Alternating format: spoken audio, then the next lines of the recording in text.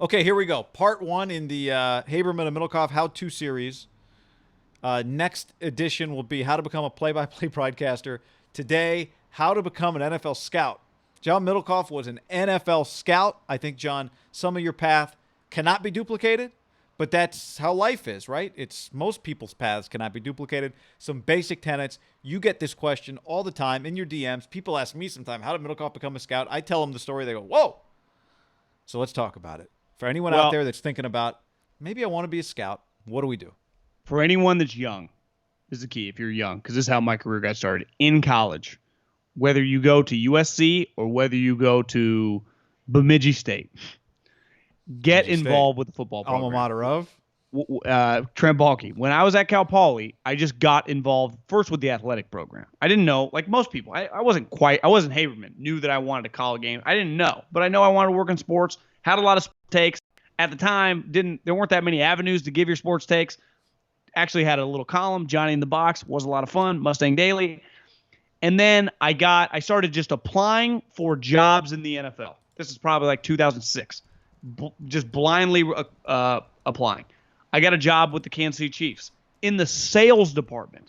So I was like helping this guy sell signage. This was really before the big NFL boom. Like they were doing well, but they were by no means just like they were still hustling. I'm not saying teams don't hustle now, but it was like a legit hustle trying to get people involved. I would imagine with Mahomes, it's not that hard to get signage. And we're cold calling people, doing everything to just try to get like $10,000 signs.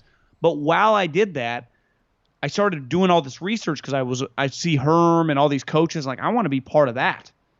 And I just asked one of the guys on his staff randomly at like the lunchroom, hey man, I read your bio. I saw you did this. You started in the business side and you just helped out at night. Is there anything I can do to help you out at night? His name was Nate Wainwright. He's with Herm now. He's like Herm's right-hand guy. And he just gave me stupid tasks and I would just stay at night, just do dumb things. And it only lasted like 3 or 4 weeks, but it got my juices flowing and realized this is what I want to do. So then when I came back to Cal Poly, it was my 5th year, I just started getting involved with the football program, helped them in recruiting. Now it was unique. I talked to some people that are at like, Oklahoma or USC, a bigger school. It's harder to you can't just walk into the football office and go, Coach Meyer, Coach Saban, you need anything? Like it doesn't work that way. But if you're just relentless with it, and I had an easier in because my football program was small. And then I was lucky enough to get a GA job at Fresno State, which again, I graduated from college. I took a job that paid me in a scholarship that I had to go to school to get paid my scholarship to get a master's degree, which doesn't have any impact on my life now. But so I didn't get like a $50,000 job out of college. I was making like $900 or something. You got a little free swag, but even that I had to fight for.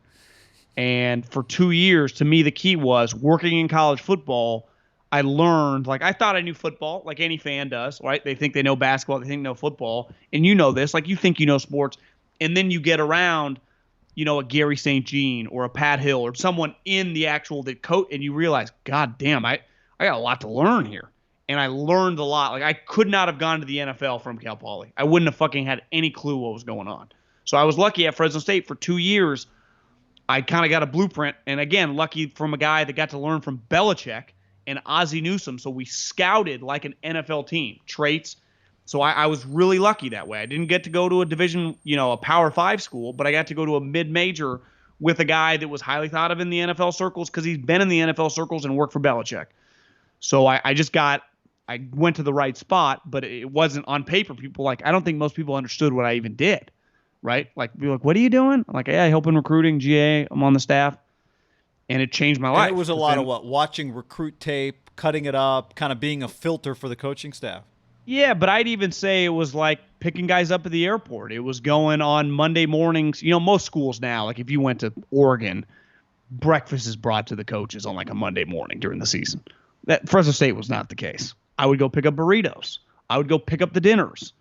We would do everything from like making sure the buses were on time when we travel. Like I got to do everything. It honestly is, and I bet when we get to broadcasting stuff, starting at something that's not super big, right? Because when you start at kind of a smaller operation like a Fresno State and not at like a Oregon or a Ohio State, you kind of get to do a lot because they don't have that much help. Right. So everything from like driving a guy to the AA class, I mean, at night, which might even be a violation now. But and just to do things from recruiting and to watch guys that we wanted to sign and build lists together on who else, we was signing other places. I get to do everything that no chance if I was at Alabama I would have got to do, because I've met these people that work at Alabama and they like work in a cubicle and just to get one role. I was lucky enough to do like a million fucking things. And just the most important thing was just learn about football. Right. But so you can't, if you want to get to because any you're of in these the staff professions, meetings, you're in all those. yeah, I think the number one my number one recommendation, and this is how to become a scout, but anyone that wants to become something, you have to get involved in that business and kind of learn the basics. Because if your opportunity does come and you know nothing, they'll fly by you. Because once you get to the highest level, they are going full speed. And if they like you, like I mean, I had to have my hand held a little in the league. Like, just there is a learning process. But if I would not have the basis to like be able to watch a player and be able to like check my ego at the door and pick people up from the airport and stuff, you will just get lost in the shuffle and you get thrown to the side. And to me, the number one key was just understanding and taking pride in like doing little shit. How much? Which ironically now at 35 years old, I couldn't do that. Well, yeah. How much do you think of what you did at the beginning was stuff you volunteered for? You were just around, and so you got the task because you were around, and someone's like, "Oh, John can do it," or you said, "I'll go pick him up." Was that a lot of it, you think? You remember when we hosted that baseball hour with Burns and Euclid, and Yep. Euclid said the number one thing he thought about his successful Boston Red Sox guys is they just had a lot of guys that just said yes. Like, hey, you want to be in the lineup today? Yes. Hey, you want to do this? Yes. It just sometimes on bad teams, like, no, I don't want to do that. No, I don't want to play in right field today. No, I don't want to face this guy. And I think just you see in life, a lot of people just naturally, I don't want to do this. What's in it for me? And if you're always thinking like that, and the older you get, you just naturally kind of think like that. But luckily, the best thing about being in your 20s is being kind of naive and be like, fuck, I'll go pick up these guys from the airport. I get to drive Coach Hill's Hummer there, Or, hey, yeah, I'll do this. I'll do this. I was willing Might to do stop at Burger King on the way. Yeah, I was willing to do everything. Yeah. And a lot of it, looking back, was really stupid, but it really helped because part of it was like, I want to go somewhere. I don't even know necessarily where I want to go, but I just know I got to do all this stuff to go there. Yeah, so if you're just willing was the currency that you paid in exchange for the access you got. I see sometimes people, and it's a big thing on social media, like, you should never do anything for not being paid. If you want something bad enough, you should do whatever it takes to get it. Like, that's just whatever it takes. Sometimes it sucks. Like, they don't have to pay you in certain jobs. Especially if it's something desirable because somebody else is willing to do it, right? Yeah. So now I think it's an interesting kind of point to stop for a second because you could have, from this point, you jump to the NFL, but you could easily have just decided, I'm going to stay in college and become you could have become a recruiting director at the college level, right? Because now there's those jobs, though, at the time were a little more scarce. I think like 5 years later, I probably might have been like, well, why don't I just go to like Georgia or USC and be like the GM? Those jobs didn't really exist. So that, in my mind, because I mean, once I got to the league, definitely when I got out of the league, you start hearing some of these stories like, they're paying this guy $300,000 to run Baylor football. You just start hearing these numbers, like, oh my God. Yeah. And you would meet scouts and I met the last couple times I went to the combine, a guy that was in the league, got fired, went to college, and was like, I'm making double the amount of money, and I live in Athens, Georgia, and we win, and it's awesome. And those jobs, guy, didn't exist. So I thought the only way I could do something and make a decent amount of money, because I wanted to make money, but I just wanted to go to the pros, partly because I didn't want to deal with academics. That was another reason I desired to go there. But I didn't have that many other options. You don't want to deal with academics you don't want to deal with students, other people's academics. Yeah. Yeah. I didn't want to, because that's a huge part of college, getting guys eligible, checking SAT scores. Like, you spend a lot of times doing that. One thing we skipped over, which probably doesn't really apply to how to become a scout, but just briefly we should probably mention, when you were at Cal Poly, didn't you go and work for the Chiefs, but not like you interned for a summer with them, but it was not in the football department, right? Yeah. It was in the business side. So it was not scouted. You had actually been in an NFL office, at least experienced what the NFL was like from a business side of things, even though it wasn't any part of what came later for you. Well, one thing I loved, and I always hated this part of college, at Alabama and any big time Power Five program, you have a lot more wiggle room because the guy you're recruiting, like if the guy that you think is going to be good sucks or is a bad guy, while you can't cut him, you can just bench him. At Fresno State, you're a little more obligated to your most talented players. Your wiggle room's not, you can't cut anybody. And you just get stuck with these bad players. That was one thing I learned at Fresno State. I really desired to like get to a place where if you have a shitty player, you can just get rid of them. That's why I wanted to go to the pros. It was just a business. You could just, if the guy wasn't good enough, you got rid of him. And you realize it doesn't totally work that way in the NFL. Like coaches have favorites. Your front office fights. Like Coach Reed loves a guy that, Chad Hall, that you want to replace with this other guy on a practice squad, and it doesn't work that way. But in your young utopian mind, you think that's going to be the case. And I also, part of it at Fresno State was we had Ryan Matthews, so we had so many big-time scouts coming in, and I got to kind of see these guys, right? Because I didn't know anyone growing up. I didn't know anyone in the NFL. I didn't know any. If you said like there was a professional athlete at a restaurant when I was like 15, it would have been like the biggest moment in Davis history, right? Like we talked about Ken Eason, the dude that played at UC Davis that went to drafted by the Jets for like my entire childhood. Like this guy from around here. I was like, oh, we never stopped talking about it. I didn't know they were like mythological figures. And then part of being at Fresno State, it kind of normalized it a little bit and realized, you know what? This is attainable. This is possible. I do think what you just said is really important. It'll come up too because I was thinking about it, making notes for how to become a play-by-play guy. But as it relates to you, like because you were in a place where there were scouts coming through, you got to know a lot of people. You just built those relationships.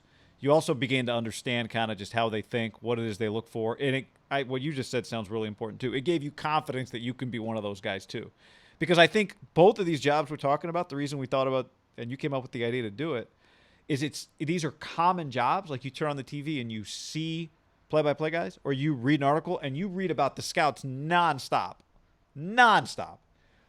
But you don't, it's not a major scouting. Right? Maybe now there's classes you can take and that kind of thing. People have courses, but no one really knows how to become one. There's no clear path to it. This is not become both these jobs, and there's other jobs like this. There's not you pass the bar, you become a lawyer. You take the test, you go to medical school, you become you pass the test, you become a doctor, right? So it seems like I always remember, and we lived together at the time, the experiences that you had meeting other guys. You would be taking the scouts to lunch. You'd be taking them to dinner. You'd be giving them background. That seemed in retrospect like a major part of the experience for you in terms of just getting maybe some confidence. It changed my confidence and also changed my career because those guys, when jobs came open, reached out to me. Yeah. Because by my second year, I felt more confident and comfortable in front of these people. I told them my desires. Hey, man, I want to do what you do. Hey, man, how do I get involved with your team? And then my second year, I got an interview with the Eagles. And then like 2 days later, the dude from Seattle called and was like, we got a spot too. It just kind of happened. But a lot of people I remember thinking like, how are you going to get to the NFL? How are you going to get to the NFL? I'm like, well, Pat Hill, he knows all these fucking people. And I don't think people quite grasp that. I'm like, I'm telling you, I see these people come in and they talk to him. Like, I know it. I see these coaches call, hey, Coach Hill, Bill Belichick's on the line. Hey, Coach Hill, John Harbaugh's on the line. Like he was getting these calls, so I knew I had confidence that I was going to have the credibility to have a shot. You had an advocate. Now, you might still have gotten a shot because you know all these other scouts if you didn't have him as an advocate. But the number one thing I'll never forget when I interviewed for the Eagles, Howie Roseman came out and be like, well, I have to interview anyone when the head coach comes down to my office and tells me I have to interview them. So like part of it was it's not easy. Hill called Andy right? Reid and Andy told Howie, you're saying. Yeah, there was now Anthony Patch, who's still part of the staff, had reached out to Howie. Like I had advocates coming from all angles, but there is an element of luck. Like I've said this in my career, like the one thing I look back on doing what I do now, and I enjoy it more because I'm able to take ownership, is a big part of just any success I've been able to have is I got credibility being with the team that I ended up getting linked with. If I had been John Middlecoff with the Buffalo Bills while Coach X was there, it wouldn't be the same. Because when I say, yeah, I can text Andy fucking Reid, or I know even like Matt Nagy and Sean McDermott, like I have guys that aren't just like Freddie Kitchens. And I didn't control any of that. I got lucky to go to this place that just was that. Like or my other option would have been Seattle. Now I don't know if I would have But got there that might be job. somebody watching this going, "I'll happily go work for the Bills. It might be a Well, really yeah, good and that's job my now, thing. right?" You don't control any of that. And the thing is that even if you went to the Bills, you do. It's just the nature of the league. Guys go everywhere. You just, to me, the key, the stepping stone, if you don't know anyone in the league, and most people listening are not, if they want to do this, is to go to college. And or while you're in college, get involved with your college program. Even if you're a little older, late 20s or whatever, you've graduated and you're really interested, and you live in like San Jose State, they produce a dude every year that gets drafted. If you just are helping them out, break down some film at night after your normal job, who's to say that like an executive won't walk in, right? If you really are passionate about this. I know Gary Vee talks about this all the time. Like sometimes immediately once you've kind of gotten far away from your passion, you're doing a normal job that you don't really like. There's still time in the day to do a passion at night. It's just it's hard. It takes time. It's exhausting. But it's possible. Like you don't need to just write off your dreams and be miserable for the next 40 years if that's what you really desire to try. And sometimes what I've realized, like it wasn't a lifelong dream, but then it kind of became a dream. And then once I did it, and now that I can look back, I'm like, yeah, it was cool. It didn't change my life or anything, but it was an experience that changed my career and changed my life, I guess. But it wasn't like maybe what I had expected it to Right. be. It's like I think it's like any job, right? You think it's going to be a little more glamorous than it actually then becomes. Now, where if you become a GM or like Joe Buck, there are glamour elements because you become really, really famous. But there are elements of Well, what and it you takes to become so become that. successful, you don't deal with, right, driving your car up and down the West Coast for 30% of the year. Yeah. And they Scout, go, I mean, hey, listen, if you're going to go into Montana, make sure you do that before late right. October. That's right. Okay. And I guess one other thing to mention, the world has changed, right, since you first kind of went out on this journey. Now, since you started it, people have been hired in baseball just because they wrote some analytical papers. Or now I don't know if it happens quite as much in football, but I think it happens in football. It happens. It definitely basketball. happens It certainly in football, happens for sure. right in basketball.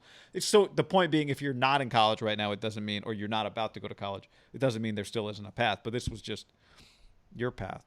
Well, I think there's never been a better time to get noticed in whatever your niche is by producing your own content, whether it's on your Instagram page, whether it's on your YouTube page, whether it's on your Twitter account. I didn't have that. You didn't have that.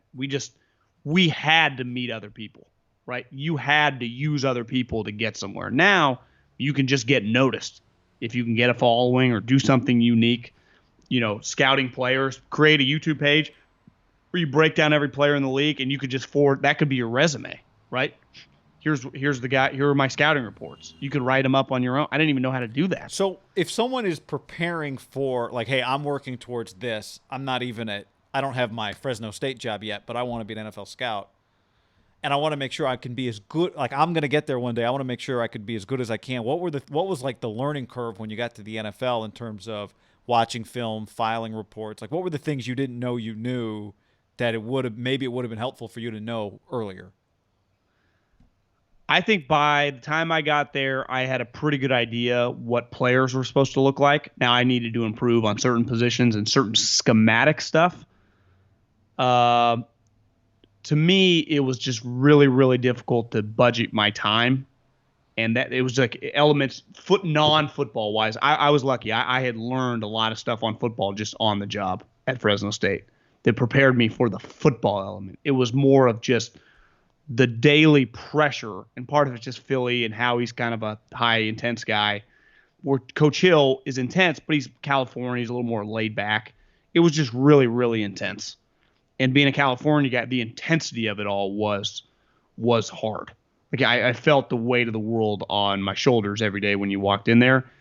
And I think now it's easier for me to be less stressed out and just take deep breaths and just understand that, where you can feel overwhelmed when you're young.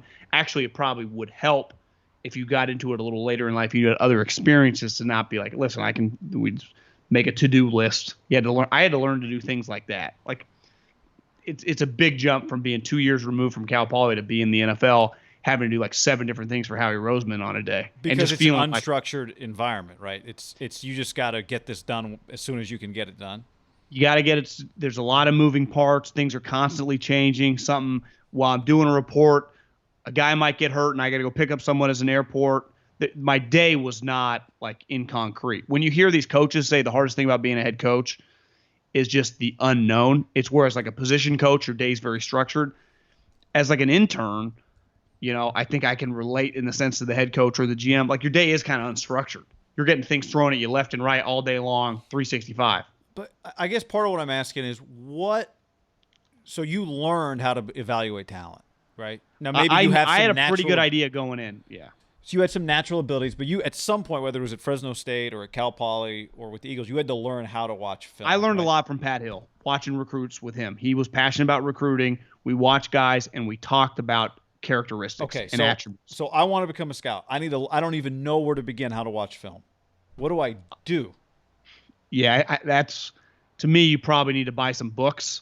Like I think Belichick's dad created a book. I think Bill Walsh has a scouting manual. I had a buddy that tweeted or texted me about like Mike Lombardi's scouting book is pretty good, the Genius book, and just read some of those and try to write your own reports. The other thing I think you have to do is just get exposure to a lot of different players. Like you can't just watch like Julio Jones. You got to watch. Honestly, it's hard to evaluate the middle and marginal guys than it is like anyone can tell you Keenan Allen's good. Right, or Gronkowski's good. It's more like what's the difference between Mike Pearson and the practice squad guy. And that to me is what, as I spent more time in the NFL, I got really good at that. Because like we all know DeAndre Hopkins. What was that, you think? Like was it that you were able to identify? Well, yeah, you spend a lot of time just watching the film on individuals and going, this works, this doesn't. So just seeing what succeeds, what doesn't succeed. And then it just takes time. Because you then got to see guys play in the league and fail, or guys play in the league and succeed. Or I was wrong about that person. So you just know kind of what works from an attribute. Now the other benefit I had is when you're around guys, you kind of know personality traits, what you like and what you don't. That's another thing of football. I think why a lot of draft Twitter can be off. You're dealing with a human being, so like there's more to the stuff than just his physical attributes, and that's a big part of working in the league. So you gotta have a good feel for people. And that's, I think, why, listen, I mean, I'm not trying to toot my own horn, but if I would have stayed and done the profession, I was pretty good at it. Yeah. Though it just kind of bored me, and I didn't have as much passion like as Brett Veach, but I could hang as an evaluator with these guys. I'm not saying I would have fucking found Mahomes, but it's not the good thing about getting into scouting. Like I don't have the capability to become an architect. I do not have the intellectual capability, but the majority of people, I do believe, can be taught scouting in football. Because there are schematic stuff that could get very challenging, but for the most part in the NFL, once you learn your team scheme or kind of what you're looking for, you're just kind of doing attributes and what translates to the league. Not as much, 5 steps here, 7 steps there. It's not as much that, especially with younger draft players. With the NFL, it's more scheme matters more, the pro stuff. You got to learn a lot. Like I feel. It takes a while. It does not happen overnight. Okay, so it takes a lot of time learning what to look for. So you're going to college right now. That blue, and the same thing applies to broadcasting, right? That blueprint is there are opportunities, go bang down doors, make yourself available. But what if you were 35-year-old John Middlecoff selling insurance for Allstate right now, and you're like, you know what? I've made good money, but I gotta pivot. I want to become a scout. What do you think you would do right now? Would you start a YouTube channel where you're just scouting guys? My recommendation would be doing YouTube, Instagram channels and doing breakdowns while trying to study as much as possible on any scouting manual I could find, Belichick, Lombardi, Walsh, those type things to learn exactly what to look for, and then just learn through trial and error. Because the best way to get good at it is just write up guys and watch guys. And it's a lonely process, guy. Just watching. You're not watching the game. You're watching one individual player play. I remember how much you hated that, or at least by the end, how much it wore you out. Yeah, it just wears you out because most players, again, here's the thing. You're not just watching LeBron James. Which is what you want to do, which is the beauty of this what's job. Fun about this? You just talk about the fun guys. It's a lot of like, well, what about DJ Jones? Because that is the guy that John Lynch wants to talk about in the meet. Should we cut this guy and bring in this guy? You're not talking about like, I don't care what you think about Nick Bosa. He's fucking good, right? So, was there ever a play like like for baseball broadcasters? A lot of them go to the winter meetings and hand out their tapes. There's like The combine's a big spot. but So can someone who's not in football right now run into yes, the other combine and scouts and the GMs? combine and the Senior Bowl, if you want to get your shot, are the baseball winter meetings, are the any industries, corporate retreat where everyone's there. Senior Bowl, a little less coaches, but every GM's there. But probably less, and maybe people are more accessible, right? The Senior Bowl is the spot, way more accessible. Combine, lot going on, right? Because a lot of these guys are worried about their own free agents. Deals are getting done. They're hungover. It's long days. I would recommend going to the Senior Bowl and the Combine, because otherwise it's clearly pretty difficult to run into these human beings. But if you really want to do that, and the YouTube, do Twitter videos, you have all these avenues where you can just post your own content. Now you can't be worried about your friends making fun of you. You just got to do it. What do you if you think really are passionate about it? About somebody who finding a way to work for a high school football team? Well, I mean, nowadays some of these big time high school programs in like Folsom, they're like a college program. Some of the programs in Southern California, was it Santa Margarita, Bishop O'Dell? I mean, some of these programs in California, De La Salle. I mean, these are just hard. Think of the college recruiters coming in. Our buddy that we went to high school with, Yiji, who coaches at Davis High. They just sent a guy to Colorado, 6'10" offensive lineman. Says you should see how many offensive line coaches from the Power Five last year came through here. So that's not a bad idea at all. Now you got to get to a program that's winning and probably producing some guys, but they would definitely be more likely to bring you in. That definitely is just an in to maybe meet some guys if you can't do the college route. But I think you'd underestimate how just a San Jose State or Fresno State, like the second tier Division I's, would be open to some stuff. Now, if you live in Seattle and Washington's gonna be hard to crack, right? But maybe Eastern Washington wouldn't. Schools like that. They're not in Seattle, though. They're up north of No, they're not. I mean, but you know what I mean. Yeah. Just wherever you live. Sometimes just think about UC Davis. John, look, I know there are some San Francisco City College puts players at the division, right? You have other college coaches coming in all the time. Here's the number one thing I know. You can make it to the NFL like 7 different paths. And now with the world changing and social media and just online, there's never been an easier time to get your work out there.